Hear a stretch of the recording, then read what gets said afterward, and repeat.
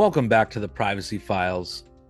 There is certainly no shortage of craziness going on around the country and the world. But one fact remains unchanged. Most people have no idea exactly how exposed they really are.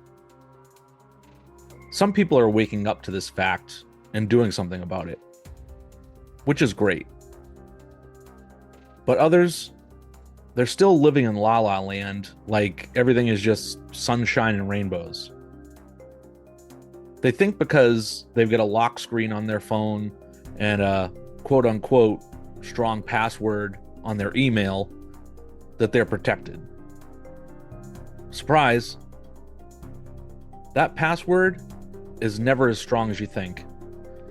And sometimes the strength of your password is completely irrelevant. Here's a startling truth. The second you picked up that phone, you agreed to play a game, and you don't even know how the rules work. A game where your habits, your location, your private conversations are literally the currency. And just like in Vegas, the house always wins. This is because the house is built on the assumption that you will never ask the right questions, or honestly, never ask any questions at all. This week, we've got proof of this unfortunate reality. Proof that it doesn't matter how careful you think you are if you don't understand the system you're living in. Germany had to step in and tell Apple and Google to pull an AI app shipping your keystrokes straight to China. California is literally drafting laws to stop your phone from betraying you every time you leave the house. Data broker companies with names you've never heard of are ignoring the most basic laws about what they can collect and sell about you. And in DC, lawmakers banned WhatsApp from government phones because even the apps everyone call secure are actually only secure up to a point. So the question isn't whether you're being tracked. You are. The better question is whether you're willing to face that fact and do something about it or not. Privacy isn't upheld just in features and settings. It's a fight. And it's a fight we need to start being a part of. Because no ground will ever be made in this fight unless we can stand together. We need to get loud and not let convenience erode the last bit of humanity that we have left.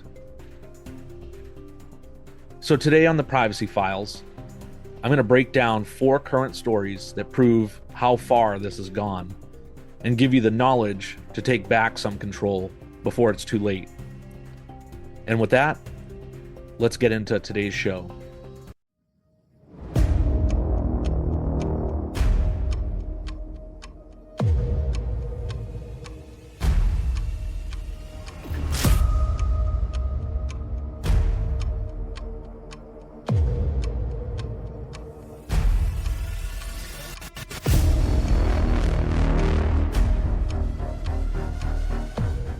Today's first headline we're going to talk about comes out of Europe. Germany orders Apple and Google to delist a Chinese AI app. Now, most people will look at that and think, whatever, another sketchy app got banned. It's almost a daily occurrence at this point, and people are just numb or uninterested. But this is so much bigger than that. The root of this story really shows how we've normalized and taken for granted the idea that any piece of software listed in an app store, especially the Apple App Store, then it must be safe. That if something makes it past Apple's so-called walled garden, it's been vetted and blessed as legitimate. And that assumption is not only dangerous, but it's also exactly how the real damage happens. DeepSeek was all the rage for about 2 weeks. It was positioned as a legitimate AI productivity tool like ChatGPT, but faster. Millions of people downloaded it because it sounded useful, harmless, even was cloaked in a facade of innovation. Now, I want to make a clear distinction here between the app and the actual AI model itself. What we're talking about here is the commercial app. Behind the marketing, here's what was actually happening. Every keystroke you typed inside the app was being captured and sent directly to servers in China. Your browsing data and your usage patterns were transmitted in the background. All of it was aggregated to build behavioral profiles like what you search, when you work, what interests you. That's not just a privacy violation, that's straight up intelligence collection. And here's the uncomfortable parallel. This is the exact same playbook TikTok has been accused of for years, embedding innocuous features that collect far more data than you'd ever expect or even be comfortable with. And before anyone shrugs and says, I don't care if some company in China has my search history, you have to understand why this really matters. Data isn't valuable on its own. It's valuable because it can be cross referenced. Think about this. You use DeepSeek for AI search. You log into Gmail in the same browser session. Maybe you browse Amazon and buy something. On their own, these are just isolated activities.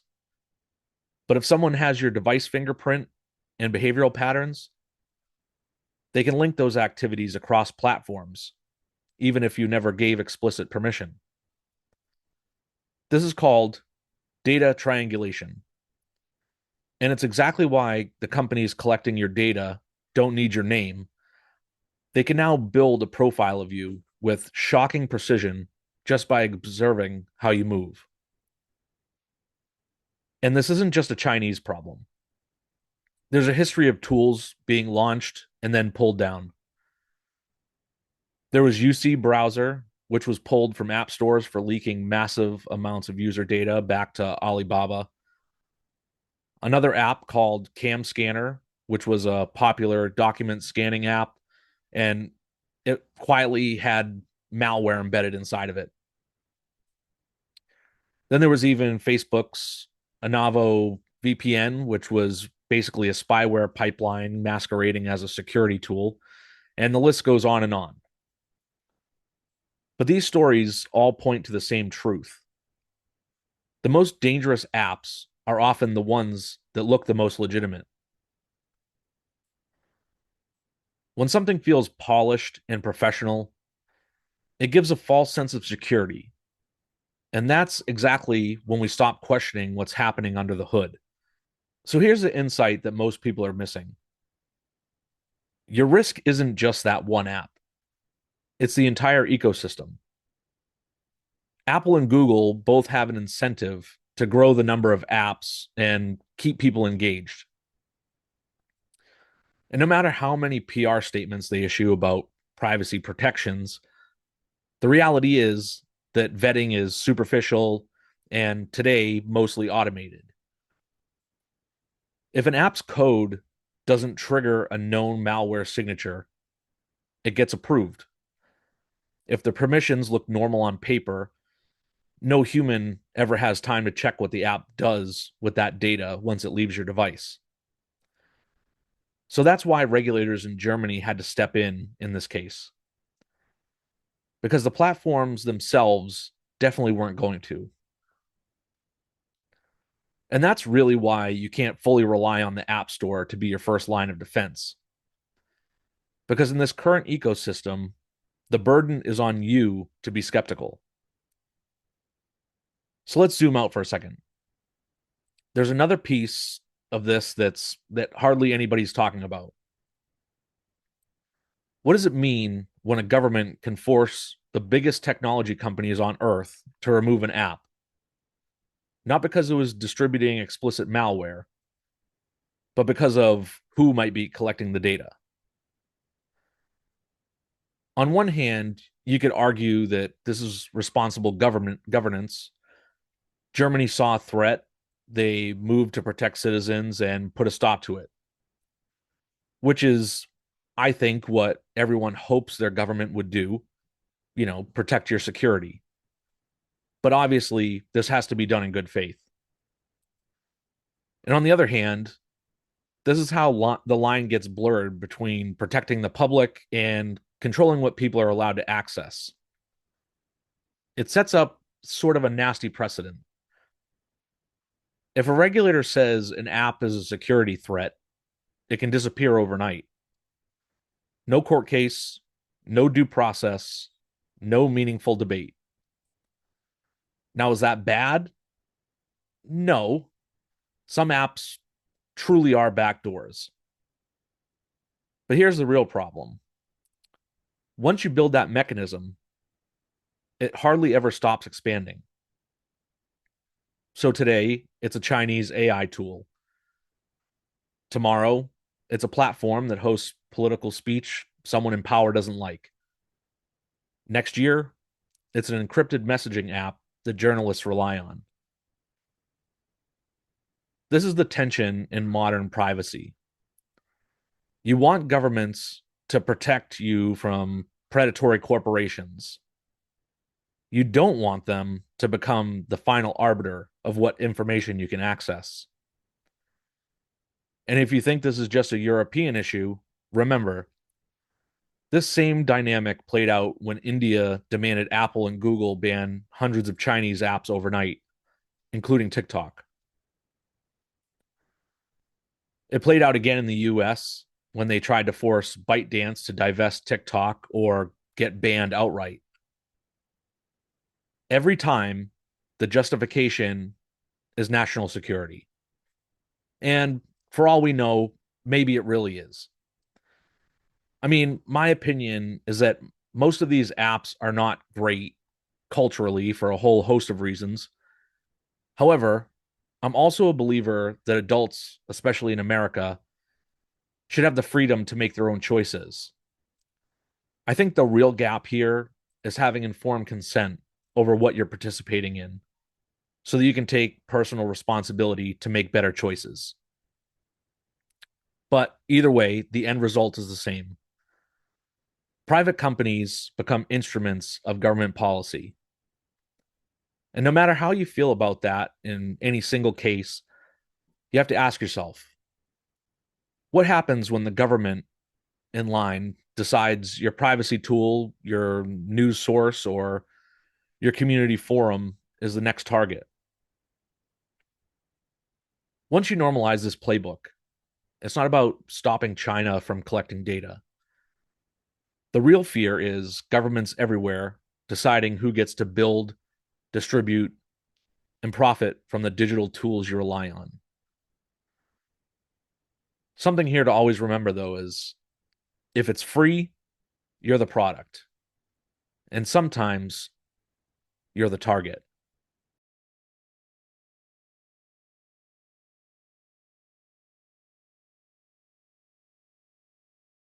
For our next headline, we're shifting back to the United States. On the surface, California's new bill sounds like common sense. Hey, maybe companies shouldn't be allowed to sell your real time location to immigration agents without a warrant. But as usual, the surface is just the tip of the iceberg. To understand why this bill really matters and why it's controversial, you have to look at what's underneath the surface. The entire economy of your smartphone depends on you never thinking about your location data. Every time you open a weather app, every time you check directions, every time you scroll social media with location turned on, your coordinates are packaged and auctioned off in real time. Literally, ad exchanges bid on it, data brokers buy it in bulk, aggregators resell it to whoever has a checkbook and a plausible excuse. In the last decade, This pipeline got so efficient that companies like Vental and SafeGraph started openly advertising that they could pinpoint anyone. Yes, anyone at protests, at clinics, at immigration offices. And if you think that's hypothetical, it's not. In 2020, it came out that ICE and Border Patrol bought location data from brokers to track immigrants and bypass the need for a warrant. In 2021, the CDC quietly paid for location data to monitor COVID compliance. Journalists use the same data sets to track politicians sneaking around during lockdowns. This is the problem with so-called data exhaust. It doesn't care who you are. It just records everything. That's why this bill is so important and so fraught. If it passes, California becomes the first state to outright block data brokers from selling location data to federal agencies without court oversight. And here's the question that I don't see anyone asking. Why is that even possible in the first place? How did we get to the point where the default state of your phone is sell me to whoever? It's because the data broker industry was designed from the start to be a black box. You can't see what they collect, you can't see who they sell it to, and you can't stop them unless you opt out one by one, manually, across hundreds of companies that you've never even heard of. And this is the same model we see playing out in credit bureaus, health data aggregators, and ad tech. In the US, privacy is basically treated as an optional upgrade. So, sure, California's bill is a good start. It creates friction in a system that was built for frictionless surveillance. And here's a bigger implication nobody wants to say out loud, but could provide some positive outcomes. If California can stop ICE from buying this data, what else can they stop? Could they stop political campaigns from buying location data to target voters? Could they stop law enforcement from buying health app data to investigate abortions? Could they eventually stop advertisers from profiling you at all?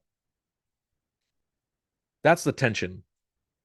We all say that we want privacy, but most of the companies that rely on location data are the same ones that give you the free services that you think you can't live without. So the next time you see a story about location privacy, remember, it's not a niche issue. It's about who gets to buy the evidence of where you've been and whether you ever get to say no. This could be the most important choice you get to make about your individual sovereignty.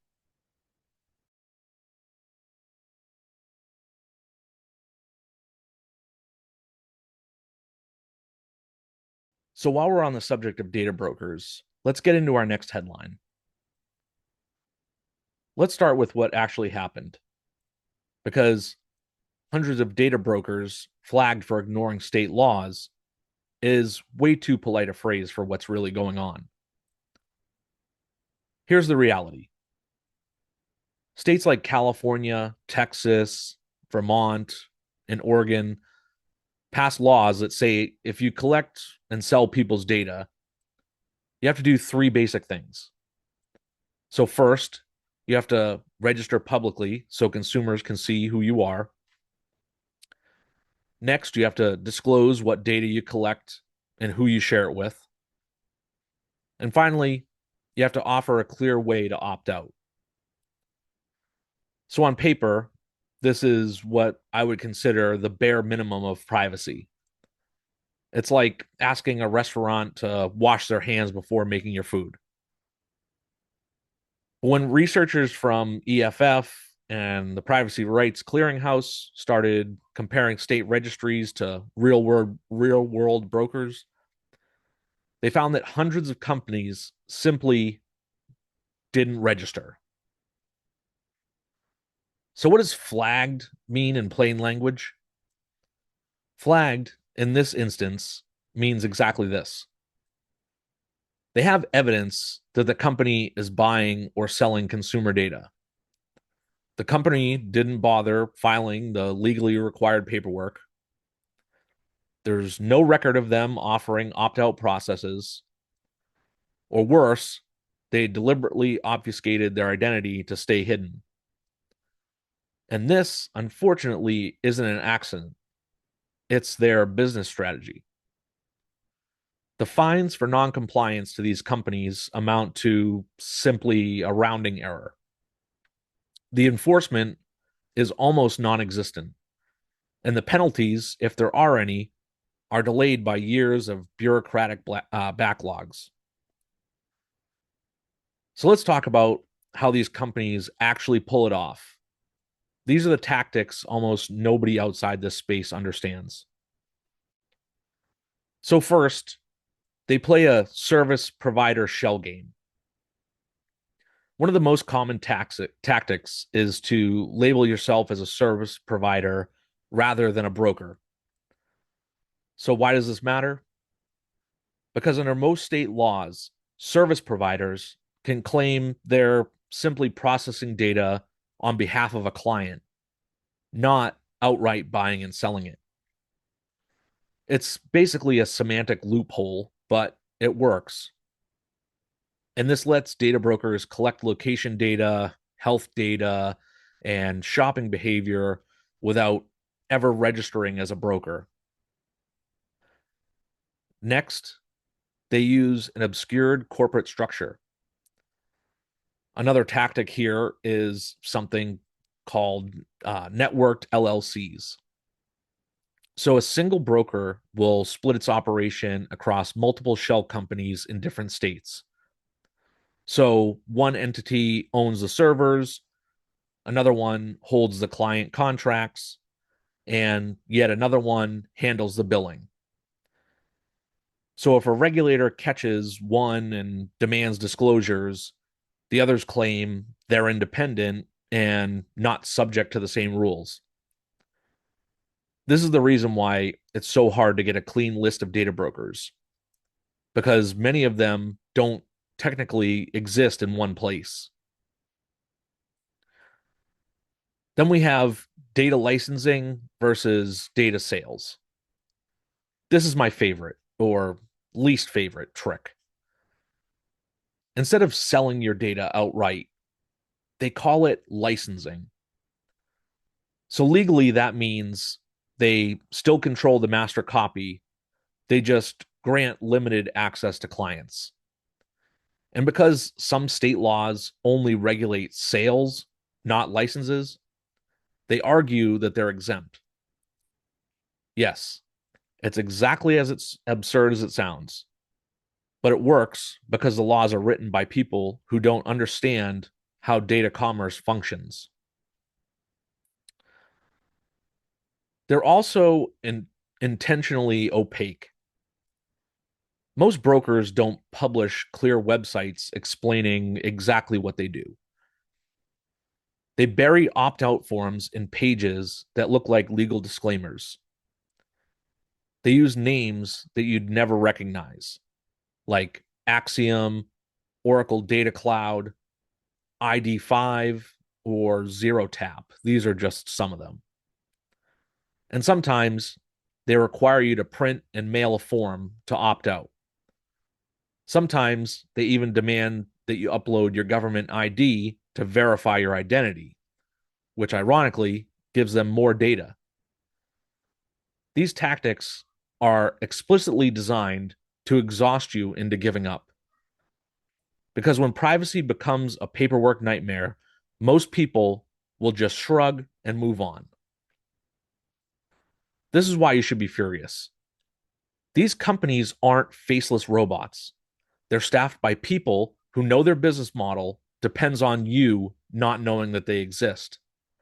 And they rely on two things: regulatory complexity, so no one ever enforces the rules, and public apathy, so no one ever demands accountability.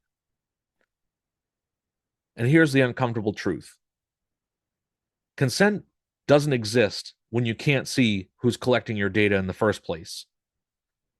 And until we stop treating privacy like an opt out if you care enough scenario, nothing's going to change because the brokers don't have to outrun the regulators.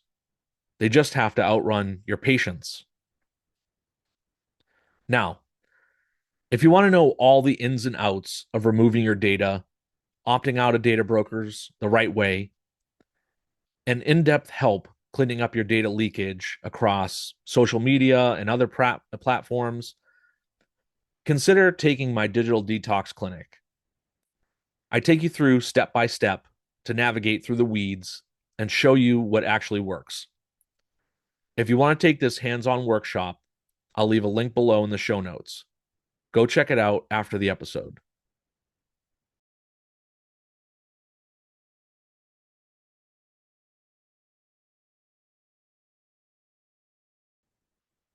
Okay, time for our last headline of the day. Let's be clear. When the US House of Representatives bans an app as mainstream as WhatsApp from government issued phones, that's not a minor administrative tweak. That should be a signal that even platforms we're told are safe can't be trusted without question. Most people will hear end-to-end encryption and think it's private, it's untouchable, and it's safe. But the reality is not so simple. WhatsApp is a perfect example of how the marketing of security rarely matches the reality of security. Yes, messages are end-to-end encrypted, and that's good. But here's what most people don't realize: encryption only protects the content of your messages, not the metadata. So the metadata in this situation is who you talk to, when you talk, how often you talk, your device fingerprint, and your IP address. And that metadata is often more revealing than the message itself. That's what the House has cited as the risk. They're not worried that someone is reading the text, "Hey, can you pick up lunch?" They're worried that someone can build a map of who talks to who has influence, who leaks, who's a target, and so on. And this isn't hypothetical either. Do you remember when journalists discovered that Facebook was pressured to give metadata from messenger conversations, even though the contents were encrypted?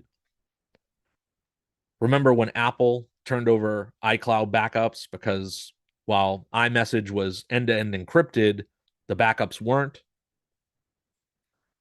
These are the loopholes nobody explains clearly.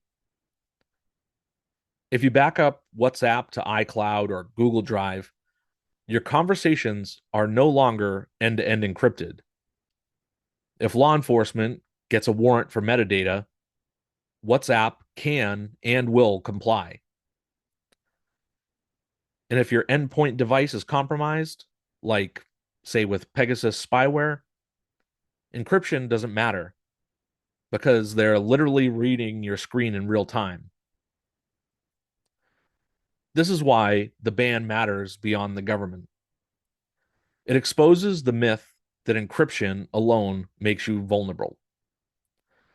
The marketing language is designed to make you feel safe. Things like private by default, end to end encryption, your messages belong to you. But the truth is, your privacy depends on a chain of security practices, any one of which can easily break. Encryption itself is only as strong as your endpoint. Privacy is only as robust as your backups. Anonymity is only real if your metadata is protected. This is why the US House is telling staff, if you don't control the infrastructure, you don't control the risk. And that's an uncomfortable reality most people aren't ready to face. So here's the question: if the federal government won't trust WhatsApp for internal communications, why do you? And more importantly, what are you doing to protect your own conversations beyond just assuming the App Store badge means you're safe? If you don't understand the limits of your tools, you don't have privacy. You have the appearance of privacy. And that's exactly how you get blindsided. So, next, we'll get into some practical solutions for the issues we just covered that you can implement today.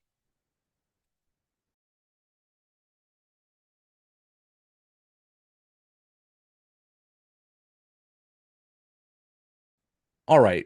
So, you just heard 4 examples of how privacy gets dismantled in the real world through regulatory loopholes, corporate negligence, and your own assumptions. So, what can you actually do that isn't just a cliche? Let's walk through 5 strategies most people hardly ever consider, but should. Some of these will be a little bit more involved and probably not necessary for everyone, but I'm trying to give you something that will work long term with as minimal effort as possible. So, first, you need to map your metadata before somebody else does. You can't manage what you can't see. Most people have no clue what metadata they're leaking, when, or to whom. So, here's what you need to do: you can use tools like Exodus Privacy to scan your apps for embedded trackers. So this works for Android. If you're on iPhone, you have a couple of options. There's Lockdown Privacy, which is an app firewall that shows you exactly which domains your apps connect to in real time. You can block connections per app, kill trackers, and see a live log of outgoing traffic. It's basically like a control panel for your phone's hidden conversations. You also have Guardian Firewall. If you ever wished iOS had something like Little Snitch, if you've heard of that, this is your closest similar app. It blocks trackers, anonymizes some of your traffic, and gives you a clear report of what your apps are leaking in the background. You can also use a built-in tool called App Privacy Reports. So Apple's built-in app privacy report isn't perfect, but it's definitely worth checking from time to time. It shows you exactly which domains your apps have connected to in the last week and how often they accessed sensitive permissions like your microphone or your location. So once you have this map, you can rank your apps by how much they reveal about your life and how not harmless they seem. This turns your phone from a black box into a transparent window. You can't be lulled into complacency if you can see exactly what's leaving your device. Next, you want to rotate your location. So, disabling location permissions is something I talk about a lot, but it is just a start. And even if you turn them on, you immediately expose your real coordinates. So, you want to use an app like GPS Emulator if you're on Android, or iTools Virtual Location if you're on Apple. These regularly rotate your reported location, even if you don't necessarily need to. It randomizes your location on an interval so that your data trails are inconsistent over time. And if you pair this with a VPN, your IP and your GPS won't correlate. So this is really going to confuse anybody that may be tracking you in the background. So instead of leaving a precise trail, you leave noise, making it almost impossible for data brokers to confidently track your movements. Next, and this one won't be for everybody, but if you have the ability, you want to use a second device for your sensitive accounts. So the problem is most people funnel every activity, shopping, banking, messaging through the same device. So if that device is compromised, everything fails.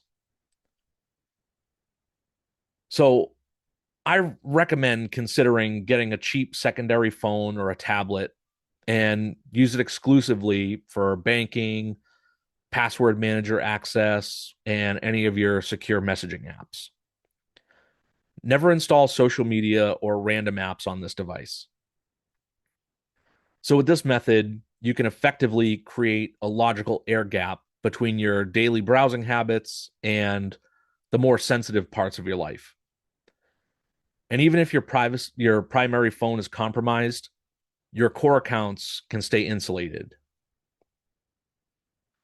Next, I also suggest rotating App Store accounts and identities. So, Apple and Google build cross app profiles tied directly to your main accounts, even if you uninstall or opt out. So I recommend creating multiple app IDs or Google accounts, one for your mainstream apps like, YouTube, if you're still using Gmail, and any of your social medias. And then you want to have one for experimental or niche apps and one for your privacy focused tools. And you want to rotate which account you use to download apps so that no one of these identities accumulates your entire app history. So you're basically going to create compartmentalized behavioral profiles. And this is going to make it harder for any one company to stitch together your full usage picture. And lastly, you're going to obfuscate your contact graph. So metadata about who you talk to and how often is often more valuable than the message itself, like I talked about in the earlier story about WhatsApp. So what you want to do is use a secondary phone number. You can do this through tools like MySudo, and you want to do this for any high risk contacts that you might have. If you're using Signal, you always want to make sure that you disable contact discovery. Contact discovery uploads your address book hashes and can give away more information than you'd like. You also want to make sure that you use burner email aliases whenever you sign up for new accounts. Also, randomize your profile photos so automated systems can't visually link identities across platforms. So if you do this, instead of leaving a clean social graph, you're going to fragment it. Again, making it far harder for attackers, advertisers, or governments to reconstruct who you know. Now, the reason that most advice fails is because it assumes the system is trustworthy. But here's the truth.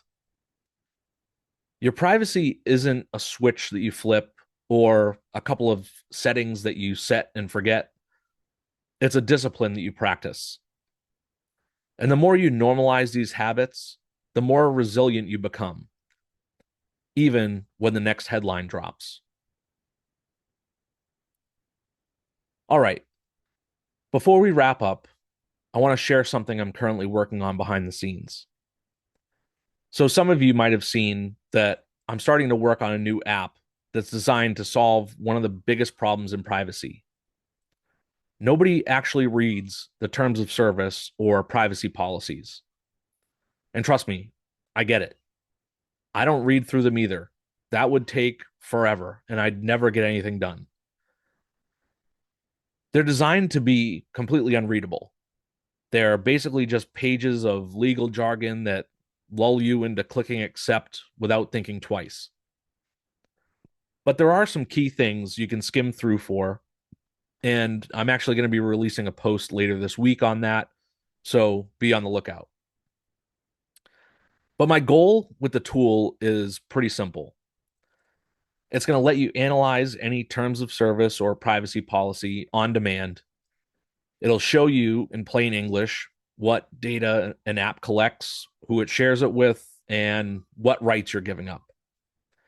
It's also going to flag some common red flags like hidden arbitration clauses, perpetual data retention, or blanket consent for tracking. I'm also going to be adding a feature that will analyze potentially malicious links and suspicious documents so you can know before you click or open anything whether it's a trap. Just to give you a taste, here are a few examples of what popular apps collect and ask you to hand over. So, first, we have TikTok, which gets device identifiers, location, browsing history, keystroke patterns, and yes, biometric data in some regions. Then we have Facebook, which gets everything you post, everything you click, your location history, your contacts, and metadata from every device that you log in from. Another popular one, Venmo, gets your full transaction histories, social graph connections, and even your emojis if you don't set your transactions to private. Finally, another common one that people are still using for some reason, which I still don't understand, Gmail.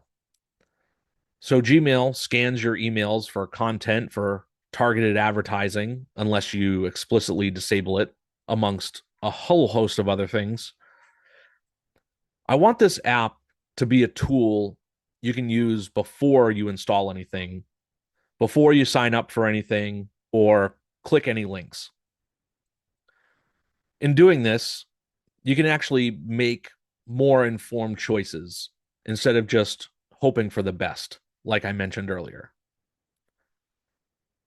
I'd love your input as I build this.